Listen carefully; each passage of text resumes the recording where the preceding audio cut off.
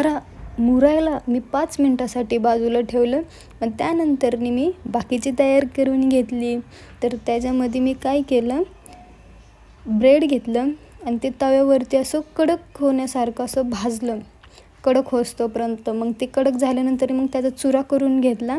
मग त्यानंतर तेल घेतलं एका कढईत. मग ते मिश्रण केलेलं होतं त्याला ब्रेडमध्ये असं हे केलं, ब्रेड लावला आणि त्यानंतर मी तळून घेतलं. तर बघते तर काय, माझे चिकन 65 तर करपून गेलं. काय बोलायचं, जाऊ द्या, पहिल्यांदाच ट्राय केले, कुछ ना कुछ तो बनता है. नंतर दुसरं ट्राय केलं तर ते एकदम चांगलं बनलं आणि खायला पण खूप टेस्टी लागलं. तुम्ही बघू शकता किती सुंदर असे झालेले आहेत आणि खायला पण मस्त लागत होतं, असं आंबट गोड एकदम मस्त लागत होतं.